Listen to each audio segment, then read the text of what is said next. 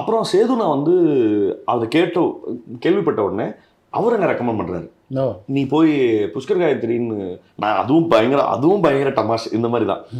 ஒரு வாரத்துக்கு முன்னாடி முடிவெட்டுற கடையில படிக்கிறேன், பத்திரிகைகள் படிக்கிறேன், இந்த மாதிரி புஷ்கர் காயத்ரி வந்து மாதவன் விஜய் சேதுபதியை வைத்து படம் எடுக்க போறாங்கன்னு. ஓஹோ நல்லா இருக்கும்ல, எனக்கு அவங்க படம்லாம் ரொம்ப பிடிக்கும் அப்படின்னு சொல்லி பேசிட்டு இருக்கேன். அடுத்த வாரம் நான் படத்தோட டைலாக் ரைட்டர். நான் போயிட்டு கிளம்பி போறேன், 15 நிமிஷத்துல இந்த இன்டர்வியூ முடிச்சிட்டாங்க. உட்காருப்பா அண்ணா, விஜய் சொன்னாப்புல நீங்க வந்து டைலாக் என்னெல்லாம் பண்ணி இதெல்லாம் நான் கொடுத்துருந்தேன். அப்புறம் நான் எழுதின இந்த யூடியூப் இது சொல்லியிருந்தேன், காமிச்சிருந்தேன். ஒரு 2 எபிசோட் பார்த்துட்டு அப்படின்னு பார்த்துட்டு கீழே இருந்து ஒரு ஸ்கிரிப்ட், பவுண்ட் ஸ்கிரிப்ட் எடுத்து, என்னப்பா நீ தான் டைலாக் ரைட்டர் அப்படின்ட்டாரு புஷ்கர் சார்.